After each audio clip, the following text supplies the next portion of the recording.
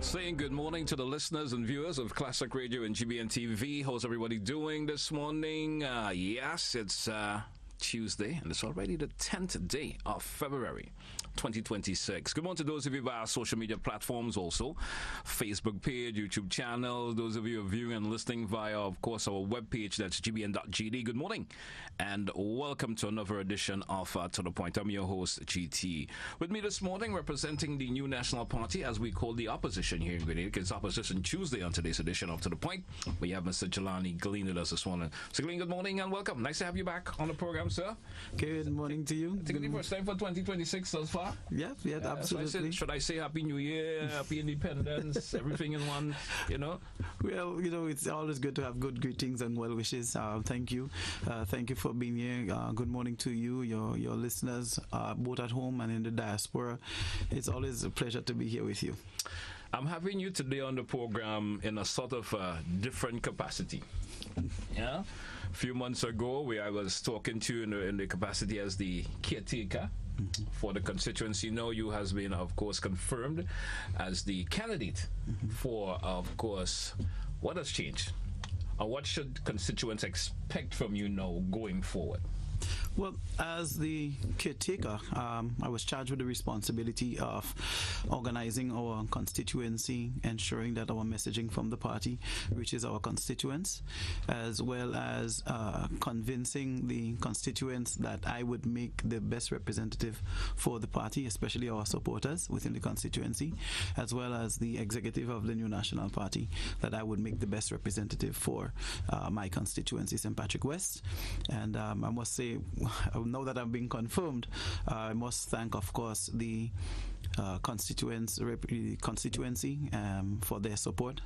I must thank the New National Party executive for their confidence in me. It seems so far that I've done a job that's well enough, that would have sufficed confirming me as the candidate. But in going forward, it's just more intensity. It's getting now to convince the rest of the constituency that I will make the best representation for us as a constituency, that I have the best plan, the best vision to deal with the issues and the challenges that we face together as a constituency, and that New National Party would provide the platform for me to do just that. All right, great. In becoming the caretaker, of course, the candidate now, I still have that caretaker of mine of thinking of you, but there are always those highs and low points. From coming from the caretaker now to the candidate. What have you learned since the last year, or the last time we have spoken to know? What have you learned? The highs and lows per se. Well, getting to know our constituency a little bit better, getting to know individuals within the constituency. I've always been one that I'm always engaged in something community-wise. So if there's nothing happening in your area, your neck of the woods, you may not find me in those areas. And so I'm not on a one-on-one basis with every constituent. But so being given this opportunity now and having the opportunity again to engage with persons one-on-one as I go around and house-to-house visits and that type of thing. The highs for me has been, getting to know them a little bit better, getting to understand what the challenges are for them, both on a community level as well as an individual personal basis. There are little things that I myself never thought of or knew. Getting recommendations, suggestions from them as to the way forward, how they envision progress within their environment. That has been the highs for me, because sometimes we like to think up solutions for our people and so forth, and sometimes the solution exists within them, and they have good vision and good ideas and suggestions as to how, and when they're involved, you get better buy-in. So it's always easier to execute on vision that way. The lows for me has been witnessing firsthand the impact of what I would consider the type of representation that we have within the constituency, the state of our economy and so on, how that has impacted some of the residents within our constituency. The high cost of living, poor healthcare, poor health services, Even our fishermen, what they face with the fishing ban that's now on, our farmers and so forth, the challenge that they faced, within the constituency. All of that has really been the lows for me. And, I could summarize it in the lack of representation that we currently experience within the constituency. I think that has been the low for me. You speak of, representation. Let's talk a wee bit in terms of performance. Your review that you would like to give in terms of the current representation that St. Patrick's West is receiving. What is that? What is it bad business you see and that needs fixing as you talk about representation? Well, I can sum it up in simply saying that we need new representation. It's a matter of that.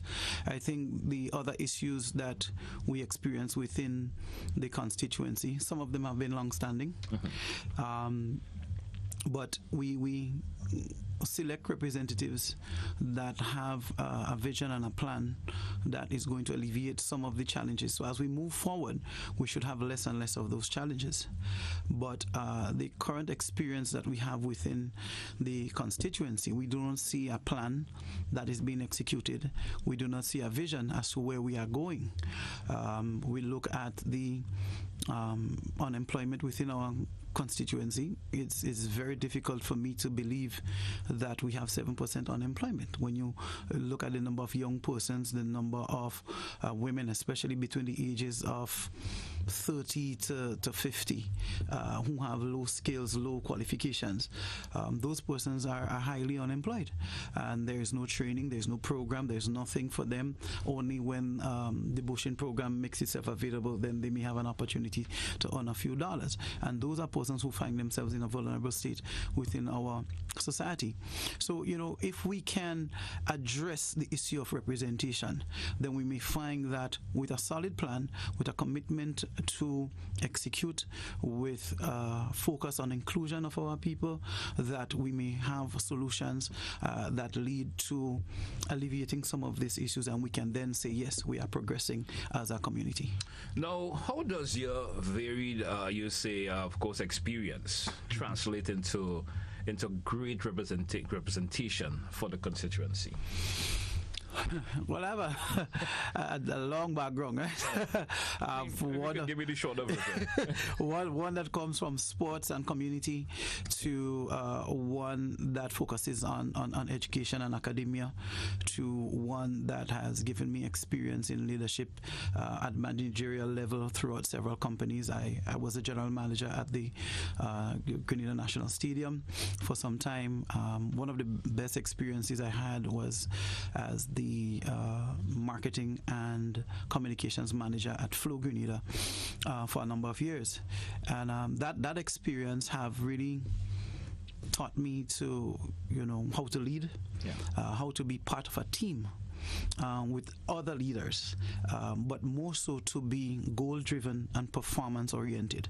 And I think that is what we need in St. Patrick West at the moment. We need leadership within our constituency that is goal-oriented and performance-driven. Too often we hear a lot of talk and a lot of vision and a lot of ideas coming around, but at the end of the day, there is no plan, there is no accountability, there is no reporting, there is no follow-up. And as of course, if the consequence of that quite often is there is no result. And I think that is the change that our people are desiring. Yeah. That is the type of change and the type of leadership that I would like to bring in. I think my background, my history supports that very well. All right, great. We're due for a break. Let's take it. When we come back, we continue the conversation. Stay with us, folks. To the point. Classic Radio GBN TV. We will be right back after the break. Don't touch it down. Looking to shop on...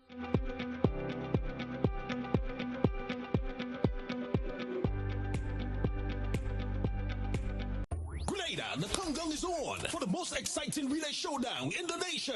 The IMA National Relay Meet, carded for Saturday, February 21st, 2026, 3 p.m. at the Kirani James Athletic Stadium. Come witness speed, relentless eventless competition, and heart-pounding relays that will keep you at the edge of your seats from start to finish. The island's fastest teams will battle for glory, but who will rise to the top and claim the prizes? You have to be there to see live. Admission finish line $50, main stand $30, secondary stand $20, and bleachers $15. Children 12 and under pay $15 for main and secondary stands and bleachers. Get your tickets. Feel the speed. The IMA National Relay Meet 2026, the ultimate relay experience.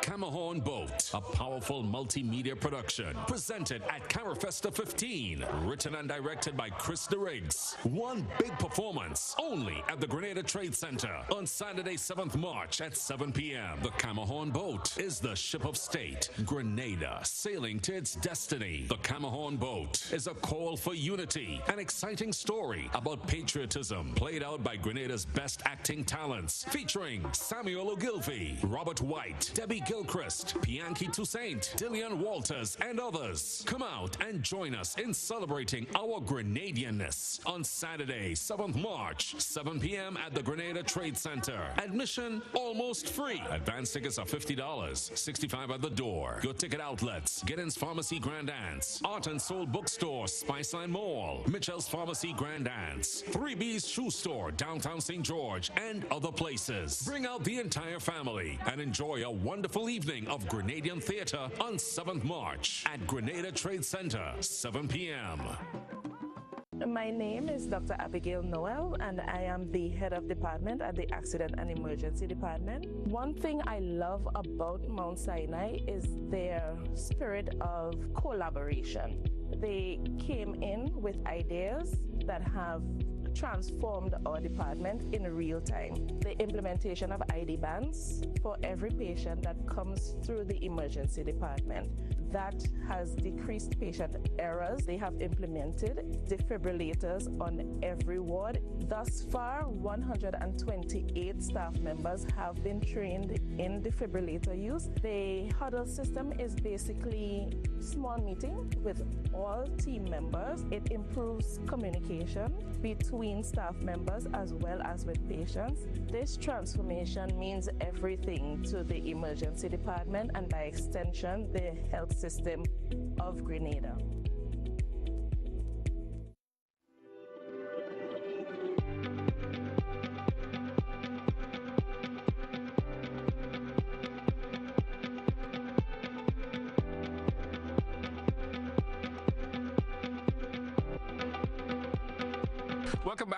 Welcome back, listeners. Welcome back, viewers. Once again, it's To The Point, Classic Radio, GBN TV. And with me this morning, as I mentioned, we now have the candidate for St. Patrick's West, Mr. Jelani, Glean, this morning representing the opposition here on the program To The Point. Let's continue with our conversation this morning. Mr. Glean, welcome back. Thank you. Is there an NMP achievement that you're most proud of? That's a good question. Several come to mind, actually, but I would say if we're in the present, I would say the present transition that we're experiencing as a party. I think I'm very proud of that. Historically, when there is shifts in leadership in parties across our region, especially when you have strong leadership expanding, over decades, you find that there is a lull and there is a slowing down, and it takes a while to build momentum and to build, trust and confidence back in the party. And I would say that this current transition that our party has gone through recently has been nothing short of amazing. The people are with us. They've shown us support as we go through. Our supporters have stood firm with us. And now we have a new leadership in place.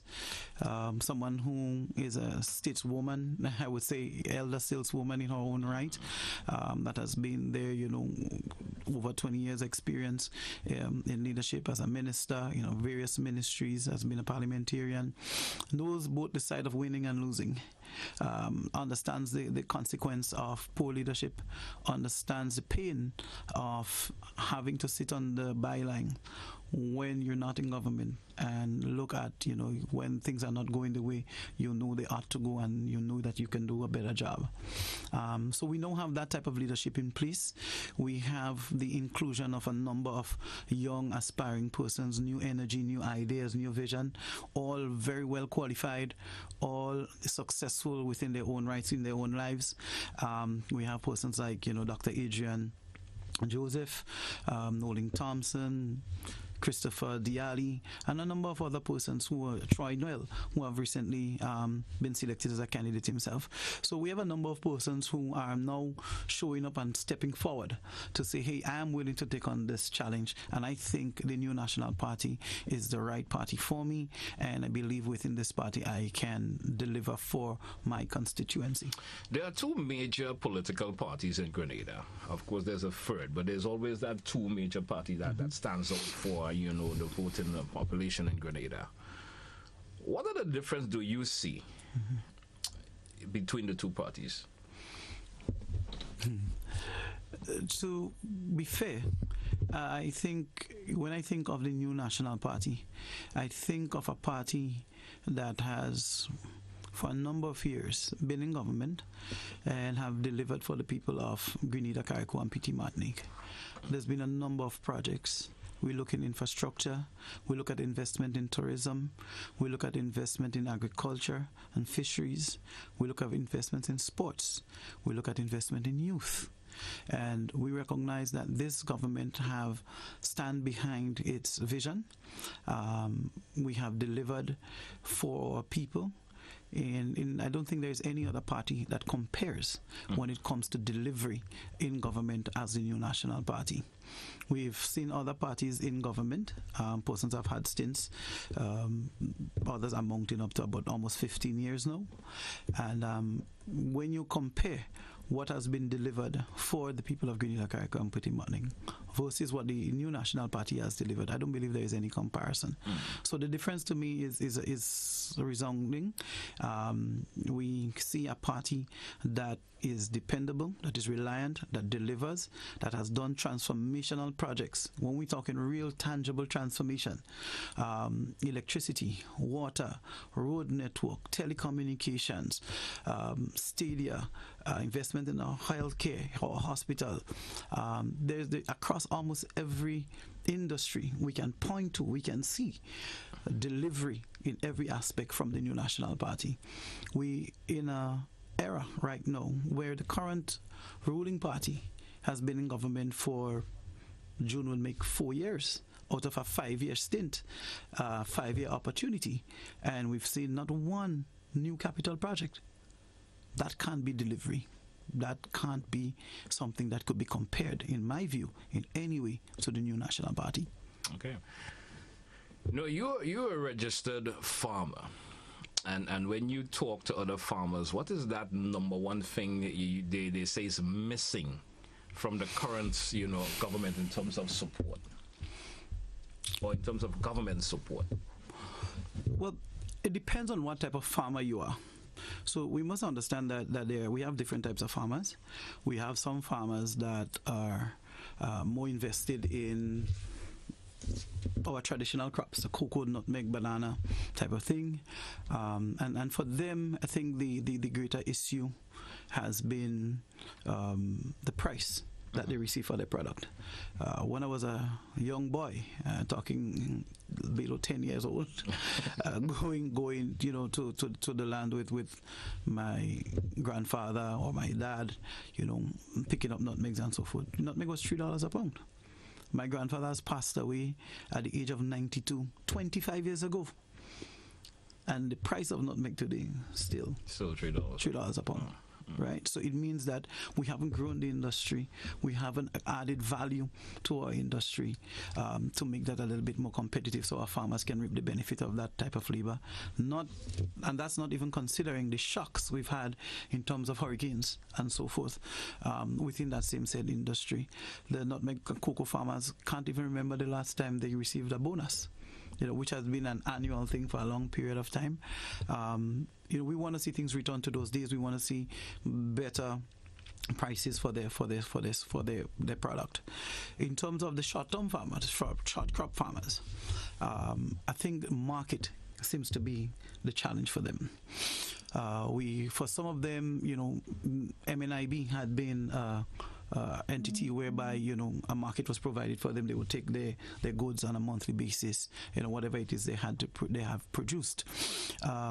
It's been over 2 years since the Marketing and National Importing Board has been closed down, and we've been promised a new entity that is going to replace it and provide market for the farmers, and to this day we still see nothing. So for the short-term farmers, I think that's one area that they're looking at, where I'm willing to produce. I have the land, I'm working hard, but when I produce, where is that market going to be? And I think the final thing I think that may exist across the board is that of periodic larceny. Our farmers still seem to suffer a bit from that. We want to see investment in improvement in technologies to monitor farms. We also want to see harsher penalties for persons who continue to practice periodic larceny. Persons, you'll be in charge $200 for thieving some coconut. You pay that, you come back and next week you might thief a goat. That type of attitude we want to cease and desist, and we think that maybe harsher penalties, stiffer penalties for persons who transgress the law in terms of periodic larceny. That would help our farmers, in some measure, give them some confidence that hey, my hard work, my labor wouldn't be, whether it be another farmer being careless with the animals, releasing it and destroying your crops, or somebody just coming and maybe destroying what you've planted. We've seen that in the past. I think that's the main areas of concern for us. You refer to yourself, or you call yourself, voice of the voiceless. I hear you speak of that numerous times, or speaking specifically about that. Mm-hmm. Now, specifically, which group in St. Patrick's West do you feel are currently unseen by the current administration? Well, at this point in time, I think St. Patrick's West as a group, maybe even the wider St. Patrick, both East and West, we feel unseen. When we look at investment into St. Patrick by this ruling party, we cannot see anything that is creating opportunities for our people. There are no, as I said, capital projects. No employment is being created. We still see our persons are educated and qualified, are exported to St. George's for job opportunities. So we suffer from brain drain significantly within the constituency.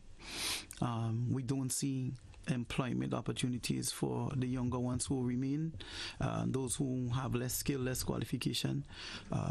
So therefore, commercial activity is low within the constituency. You look at the tongue of Sotez, there are a number of abandoned buildings. There are a number of buildings, there's no business operating. Businesses have closed. We see, matter of fact, just last week, Wednesday, I had a business owner complain to me that the Wednesday gone was his lowest day of revenue collection in 15 years of operating his business in Sotez. Just collecting over $100 after operating from 7 o'clock in the morning to around 9 o'clock at night. That's a lot of time invested. He has workers working with him as well to pay. So I think as a constituency, we feel like we are unseen. We feel like our voice does not matter. You ask everybody, anyone you come across St. Patrick, and the first thing they will tell you is, we have seen no development in St. Patrick, and we want to see some more development in St. Patrick, but development that creates opportunities, that addresses the issues that we face. Healthcare, unemployment, agriculture, fishing. We've seen education. We've seen our elderly, care for our elderly and so forth, support for our elderly, even our preschoolers. And last but not least, there is a surging group that I believe that we need to start paying attention to, and that is our special needs students, our special needs kids. A lot of the times, a lot of the mothers are single mothers. They're forced to stay at home to care for the kids because they require, full attention, a lot of attention and time, and supervision. And so the mothers themselves now lack opportunities. They can't be employed because they're providing full-time care, and so we see some issues arriving there, and I think these mothers require some more support. The kids themselves require more support, especially when they've gone beyond the school age for the special needs school. Right, they now need some more support because you have 19-year-olds, 20-year-olds. How do we get them involved in society? What can they do? How can we keep them, engaged and so forth? I think that's been part of the challenge. So there's another area that we need to pay attention to. You spoke about limited investment within St. Patrick's, both east and west. Mm-hmm. Folks may challenge you by saying, yes, the new National Party, they were in government for a wee bit. Mm-hmm. Why haven't they brought investment to St. Patrick's? Mm-hmm. You spoke about things of the development. You even spoke about businesses not getting the support. What is really needed in St. Patrick? What do you think is needed if that opportunity comes to you, sir? Mm-hmm. Where you awarded the opportunity to become MP mm-hmm. of St. Patrick's of your particular St. Patrick's West. Mm-hmm. What would be priority number one for you? Okay, so to start where you began, we now have the Rivera Hotel project, which is something that's coming. That was brought in by the New National Party. So the New National Party has done its part. The bus terminus, New National Party.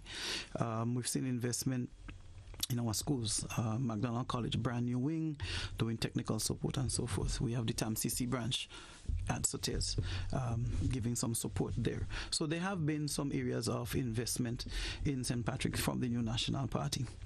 In terms of the current situation, I would say the first thing we need to change is the representation.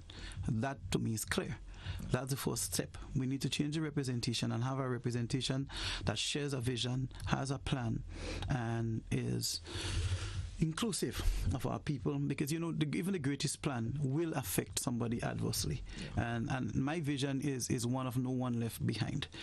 We cannot progress forward with only those willing to step forward and leave those who have challenges in stepping forward behind. Because guess what?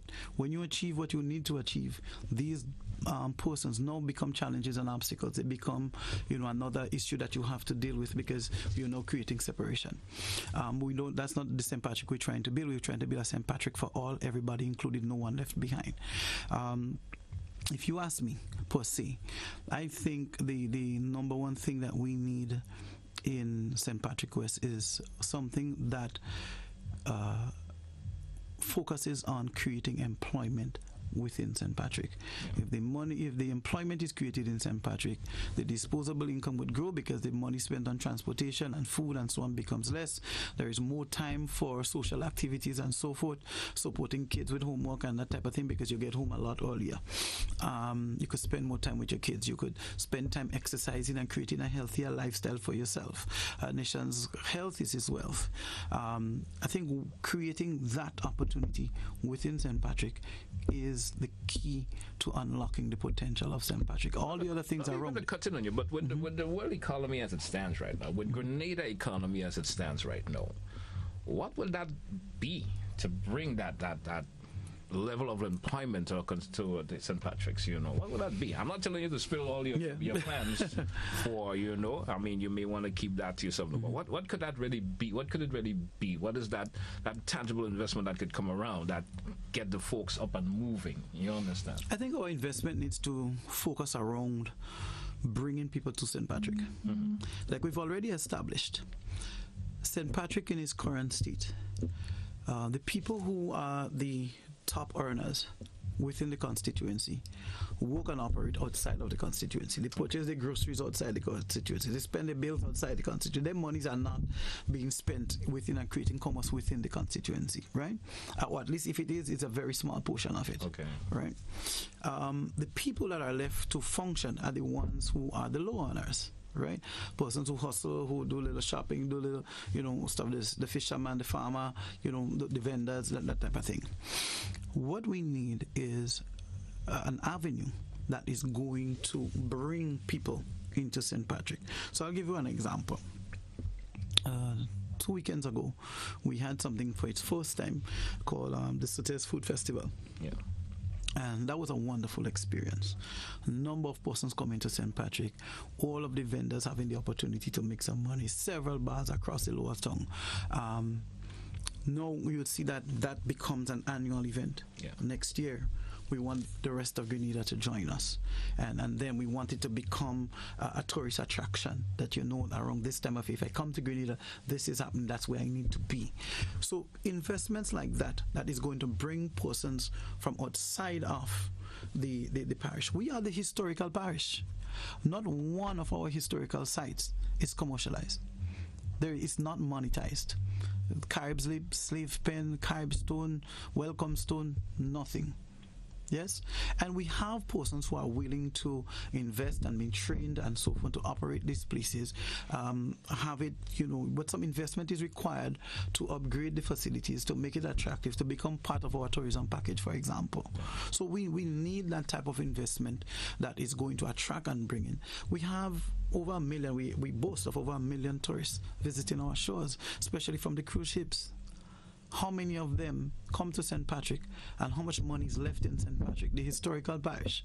How much money is left there so that persons can benefit? We have beaches, we have lakes, we have ponds, we have rivers, we have mountains, we have trails. We have absolutely everything that we need in terms of resources that can be developed to attract persons to come to St. Patrick. All right. We drew for a break. Let's take it. When we come back, we continue the conversation. Stay with us, folks. It's To The Point, Classic Radio, GBN TV. We'll be right back. Don't touch it down.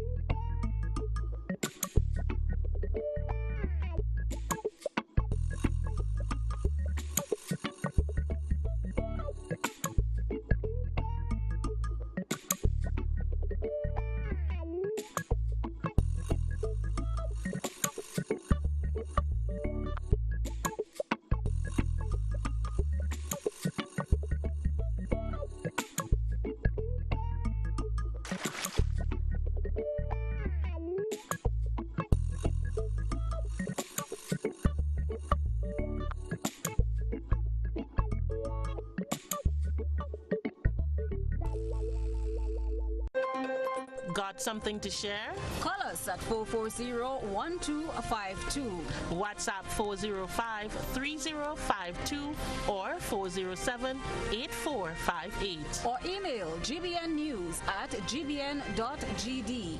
GBN News, first, accurate, voted #1. Hey everyone, here is an invitation to join me this and every Wednesday at 8:30 p.m. on GBN Television 711 K105 FM, our Facebook page and YouTube channel for Kaiso Talk. Meet the Kaisonians, hear their stories, feel the vibes. Kaiso Talk, Wednesdays 8:30 p.m. Compliments for Grenville Credit Union.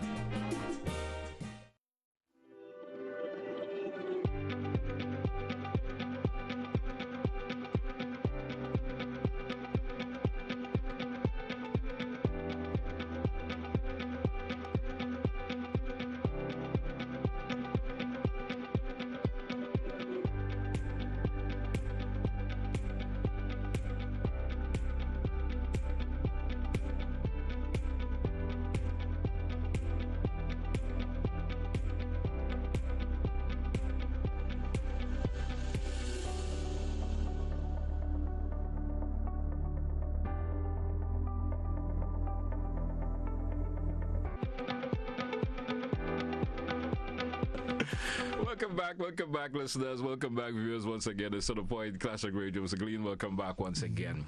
We into the final segment of the program this morning. But I still have a few questions I want to ask you. No, your opponent is a senior statesman within St. Patrick's. How do you intend to compete with of course, the level of experience, and why should they choose you over the sitting minister, if I could answer that particularly? It's a fair question. But I will start off by saying senior statesman. When I think of senior statesmen, I think of people with more than 20 years experience in governance. So I think of Dr. the Honorable Keith Mitchell. I think of Mr. Gregory Bowen. I think of Anthony Boson, and persons of the like. That's when I give you the title of senior. Yeah. I would all due respect to our current representative. He's a personal friend of mine, and I respect him to the utmost. I think he's one that is doing his best to represent to the best of his ability. However, as I've stated categorically through this interview, I believe that the number one thing we need to change in St. Patrick is the representation. We need better representation. We need representation that identifies with the issues, the challenges of our constituency and its people. And for me, it's not a choice between myself and the current representative. It's a choice as to who will be best to replace the current representative. And I'm offered myself. I believe my experiences, my background, my history as a community person, my educational background, my employment history has provided me with the experience and the technical know-how, how to manage and work with others, how to lead, but also how to include persons to get results. And like I said, I believe that St. Patrick will only move forward when we have representation that is goal-oriented and people-focused. The representation that is performance-driven. I think that is the type of leadership and the type of representation that is going to move the needle for our constituency, for our people, for our children, for our future. And I believe that I have the capability to lead such an endeavor, and I am hoping that persons would identify with that type of leadership and would fall in and support me as we go forward and together work with our people to deliver and build on what has been laid before us already. Because we inheriting something that everybody has contributed to in one way or the other. Yes. But at the end of the day, we need a representation that delivers enough movement that we can say, yes, we were at point A, now we're at point C, but we're trying to get to point Z. But we are moving too slow, and with all due respect, St. Patrick is getting left behind. Not just St. Patrick's West, but St. Patrick as a whole. We're getting left behind, and we need to start addressing this issue now. It should have been addressed maybe some while now, but we need to start addressing it now, because we're starting to see, when you look at St. George, for example, as a parish, St. George has a population of about 55,000 people. That's half the population. So where do you think half the resources are going to be invested? I agree. That is only natural. Then you have Big Parish St. Andrew, which is, it's called Big Parish for a reason. Another set of investment. So what is going to be left for us? Everything cannot be left up to the government. I would agree with this. Initiatives and so forth can come from the people. Investment can come from the people. However, leadership is what is going to guide that. Leadership is what is going to provide a pathway. Leadership is what is going to provide that additional support that is needed to help things get done. And I think that is what we have not been seeing in St. Patrick West, St. Patrick as a whole. Leadership that gets things done. As a candidate now, what is that level of feedback you're receiving from coming from the Caretaker stage to now? What is that level of feedback you've been receiving, especially from constituents? Well, I get a lot of encouragement. I could tell you, I could tell you that, and a lot of persons tell me, keep going, don't give up, stick at it, be consistent. And I think that that's what it is for me, consistency.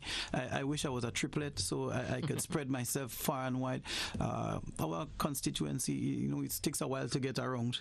Imagine it takes you an hour they're about to drive from Sotez to St. George. Try driving around St. Patrick and see how long it takes you. Right? It takes you just about the same hour to get into little areas, even maybe just a little more than an hour. Yes, right? So it's we spread wide and far, but I made a promise to get to every household. So far I've covered quite a large portion of that, and I continue to work daily. Sometimes you visit an area, you may not meet everybody based on work schedule, or they have something to do, whatever the case may be. But I will be passing back in a lot of the communities, and I've made a concerted effort to be present a lot more in almost every PD within our constituency this year, trying to engage and meet with as much people as possible, because the more people you meet, the better you understand what the needs are. And like I said, some needs are personal, some needs are community, some needs is a neighborhood, some needs are safety and that kind of thing. So the more we engage on that type of level, is the better I'm in a position to understand what those needs are and what are some of the ideas, suggestions of how these things can actually operate. The benefit of being in government is not that you have a technical team that you could put to this and say, hey, how feasible is this? Can we get this done? And then do we have the resources to make it happen? What do you foresee as some of the challenges as caretaker now for you in the constituency? Where do you foresee some of the challenges will be?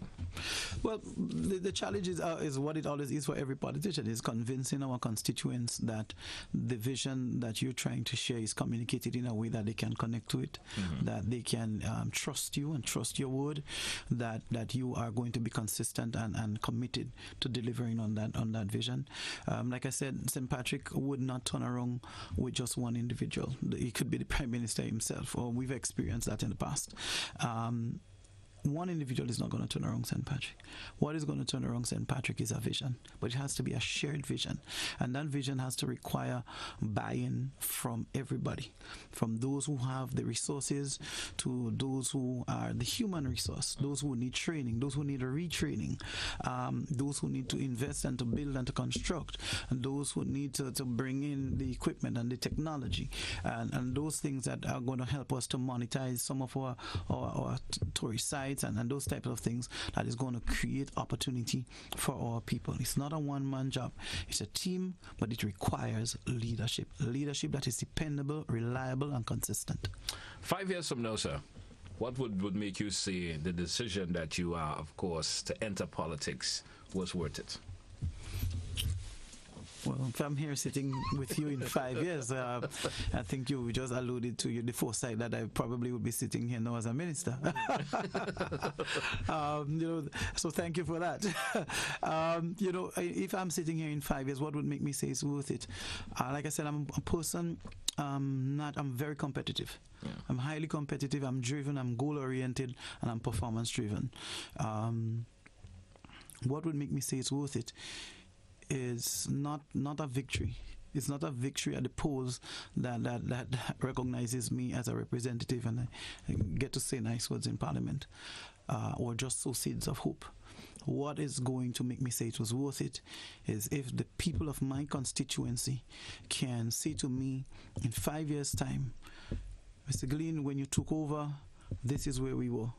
This was the vision that you shared with us. This was your commitment to us. And today, we can see that we are well on our way to achieving what we set out to achieve.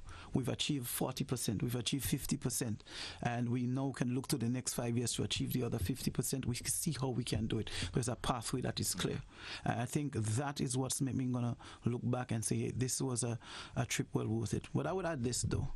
Even if I'm not successful at polls, I think having the courage and gaining the experience that I've gained in engaging with the people of my constituency and my community to offer myself for this position in itself is its own reward. It's a personal challenge to me. Like I said, I'm a person that's very competitive, and this helps me to step outside of my comfort zone in many areas and to develop even a better way of communicating with people and reaching people and understanding people. A lot of the time people say, you have to listen, but listening is a skill, because the great part of listening is to hear what is not said. Yep. And so this is the entire experience is what it is for me. But I am confident and I believe in our people, and I trust that they would see the value in me and recognize me as the best representative for them going forward. All right. We do for a break, which will be our final one in the program this morning. When we come back, we give the opportunity to our listeners and viewers. Of course, you may have a question on two. You may like to ask Mr. Glean when we do come back in the next segment. Stay with us, folks. Don't touch it out. We'll be right back.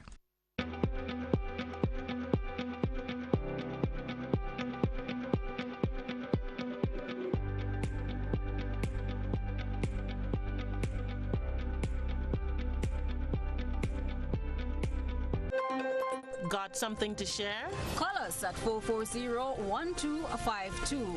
WhatsApp 405-3052 or 407-8458. Or email gbnnews@gbn.gd.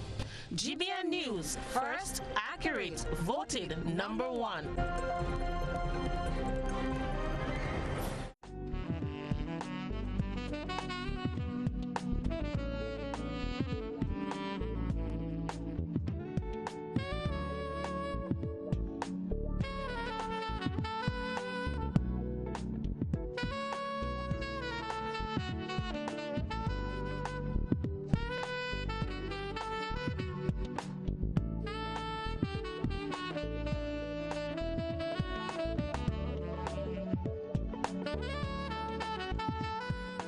Hey everyone, here is an invitation to join me this and every Wednesday at 8:30 p.m. on GBN Television 711 K105 FM, our Facebook page and YouTube channel for Kaiso Talk.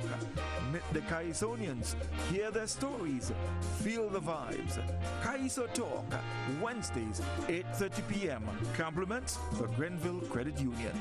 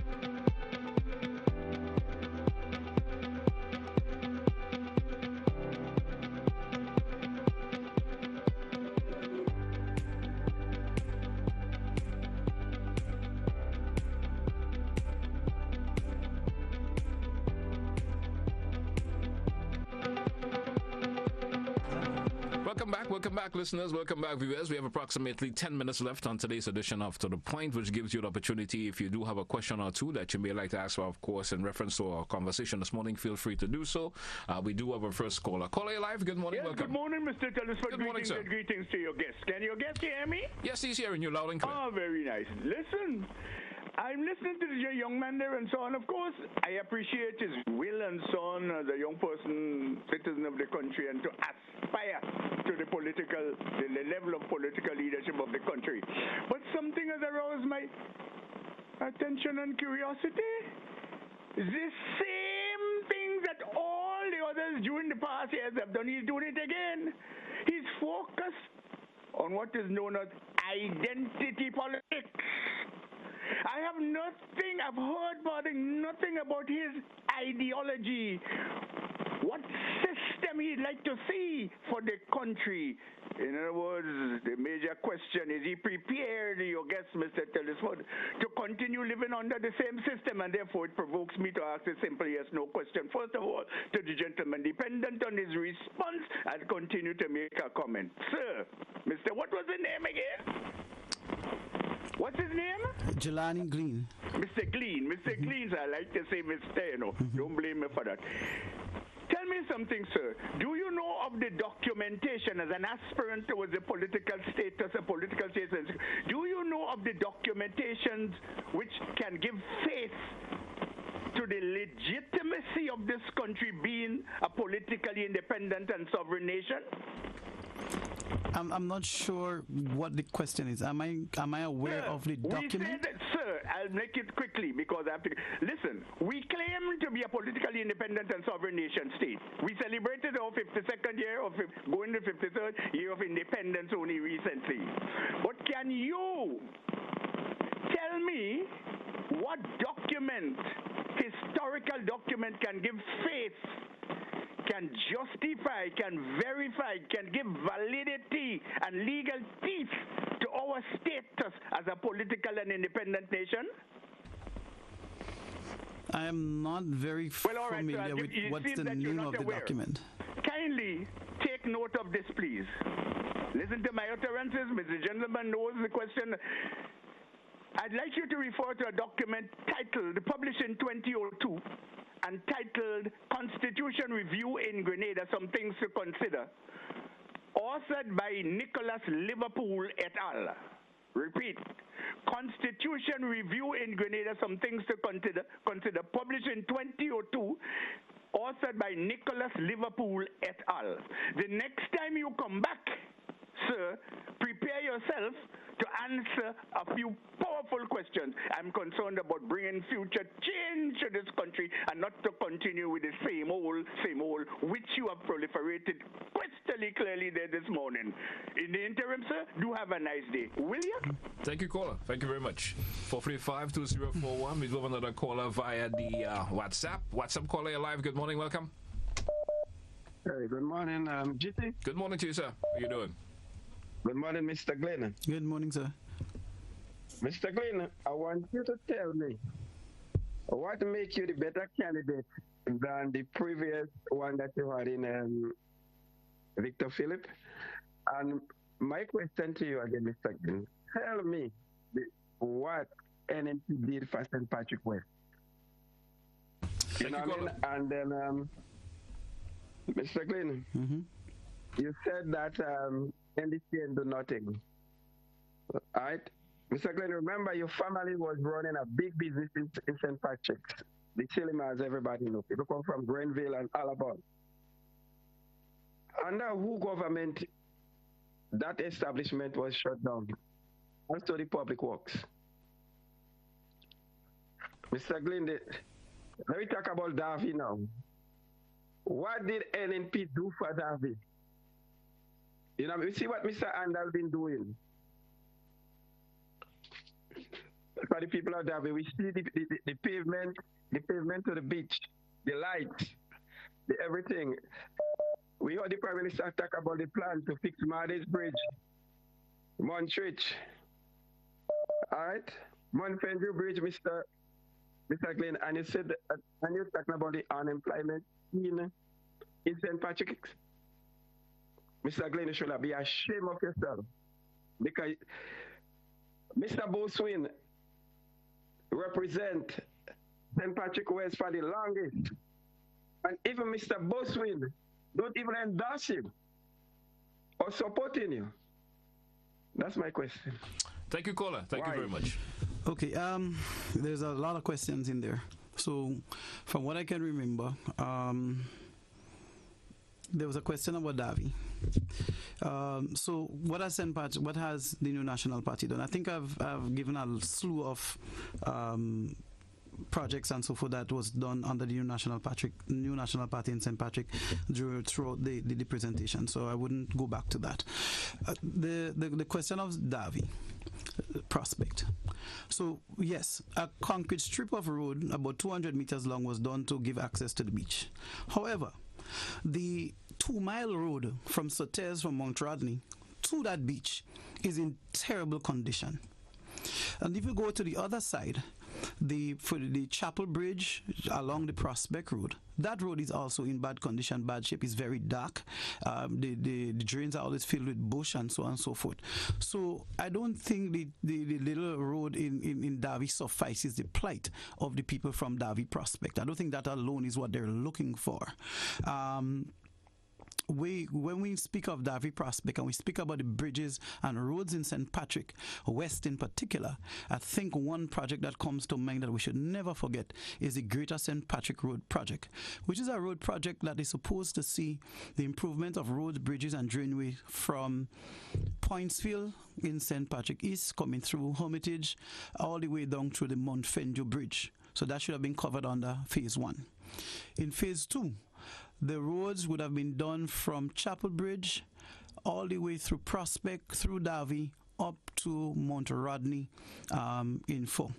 So I think that project would have been of greater significance and much greater usage and appreciation by the people of Davie and Prospect. The sad thing about this is, this ruling party and government saw it fit to not seek funding to continue this project, and therefore the roads and so on have not been built. Now we have to consider there are people working from Prospect and so on that come home on shifts, people who are working in the hospitals and so forth, that when they get home from their shift have to walk through these dark roads by themselves to get home. So I think those are some of the things that you need to consider for the people of St. Patrick West and the Davie area in particular. We do have another caller. Caller, you're live. Good morning. Welcome. Caller, you're live. Good morning. Welcome.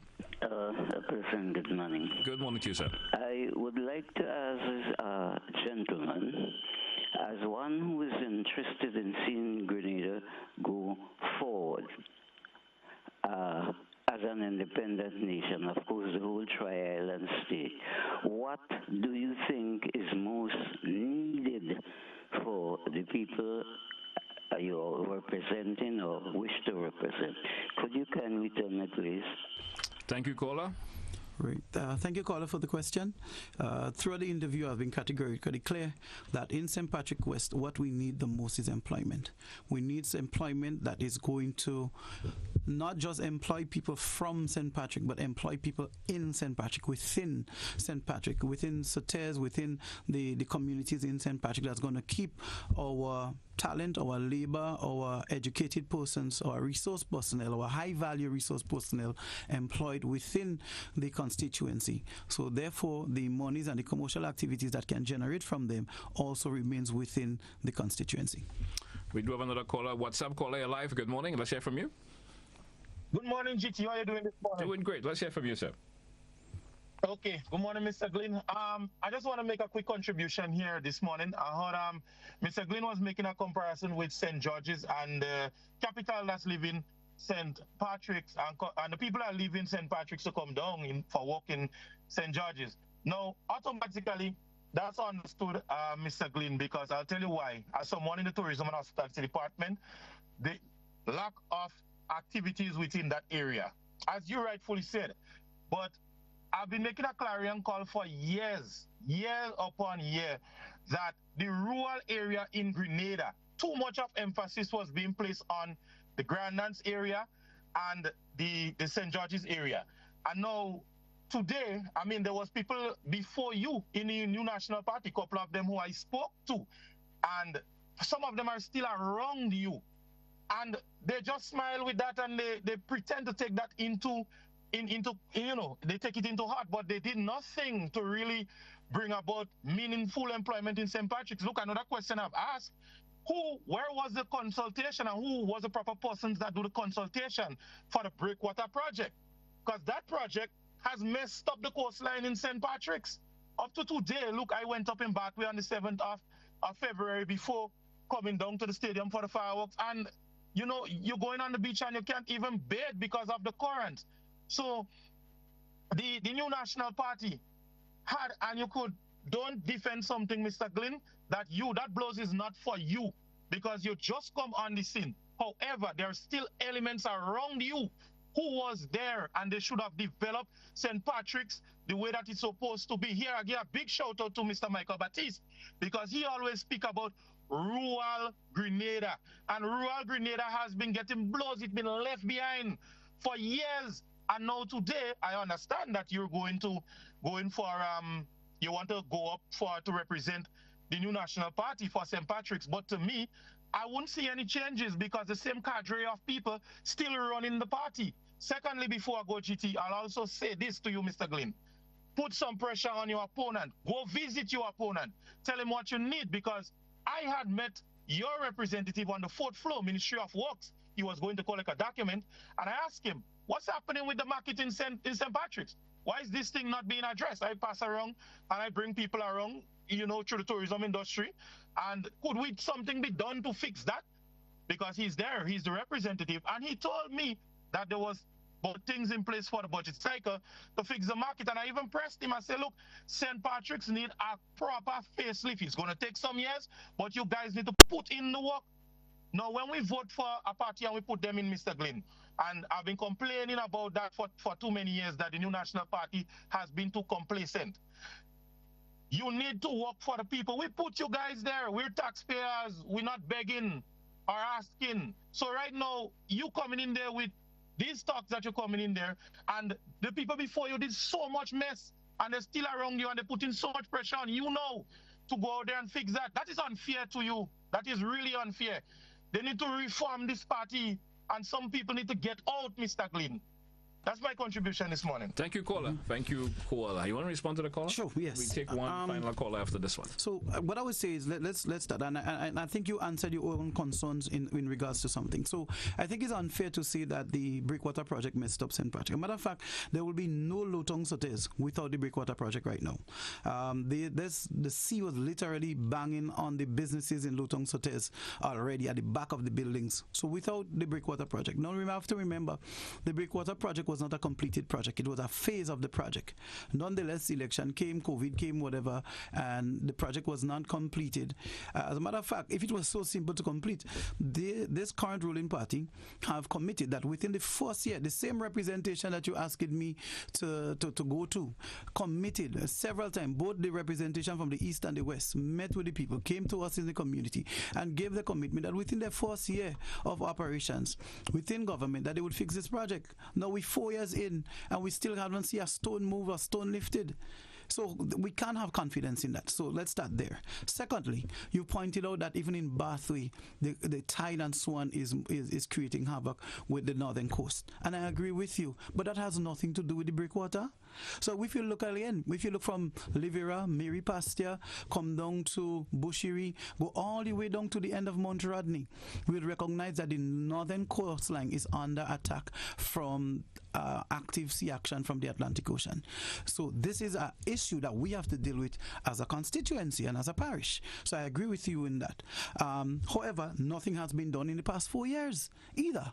So my type of representation is to focus on what the issues currently are and to have a plan that deals with addressing it. We may not be able to deal with everyone because we have limitations in resources, but we have to see action.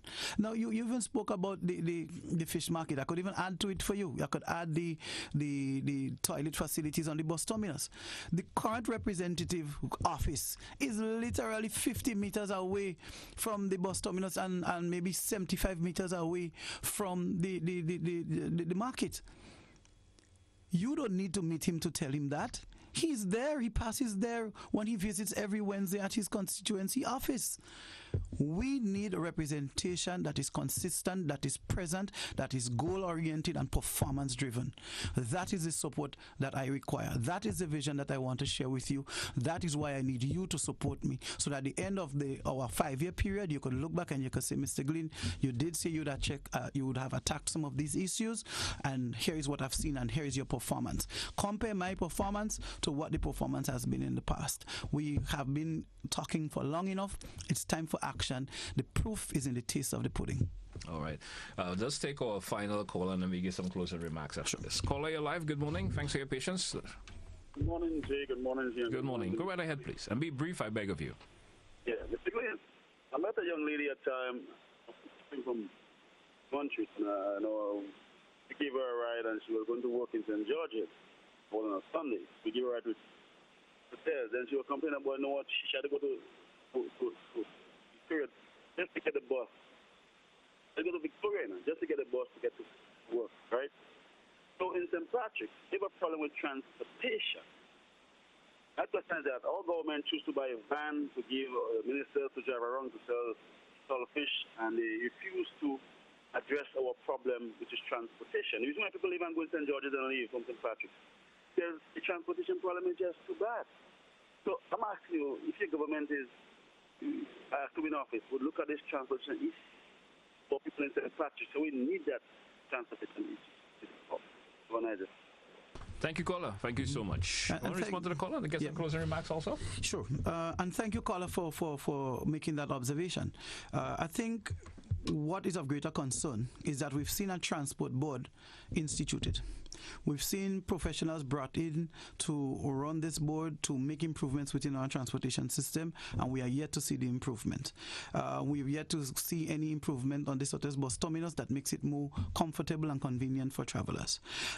We've seen a little engagement between the transport board and the bus operators, the taxi operators from Sautez, from St. Patrick, that is going to address some of these issues. And you're quite right. It is a challenge for many of our constituents, and it's something that we need to address. Private-public partnership can go a long way in remedying some of these simple challenges that we faced. But what we seem to lack is a commitment from our representation to have the necessary engagement with these relevant parties and stakeholders to come up with an amicable solution agreed by all parties, and then we execute. That seems to be the problem for me with the type of representation that we've been receiving. So I personally would commit to improving that transportation situation that we have in St. Patrick, and it goes beyond just getting people to the jobs. I mean, weekend operations, the time the buses finish running. I mean, a lot of our persons are left stranded in St. George's on a daily basis. Kids going to Tamsisi, getting home 8, 9 because after school they struggle so much to get the transportation to get back home. You know, I remember when my son was at Tamsisi, he pointed out that you know, for me to get home, I have to struggle with mothers with babies, with elderly persons, people that I respect in my community, to get a seat on the bus, or else I'm getting home at 9 o'clock at night. So I do identify with that plight, and will give my commitment to working along with our bus association and the persons within who run public transportation within our constituency to see how we can alleviate the matter. All right. Mr. Glean, you grew up to that state of the moment. We have to take a wrap for today's edition of To The Point. I want to thank you very much for coming on today's program, and hope to have you back soon. It's always a pleasure. I'm more than happy to return. All right, all the best. Hey, folks, that's we're going to take a wrap for today's edition of To The Point. I want to thank all who contributed. Once again, I want to thank Mr. Glean for, of course, being on the program today. Join us again, folks, for another edition. That's where we say goodbye.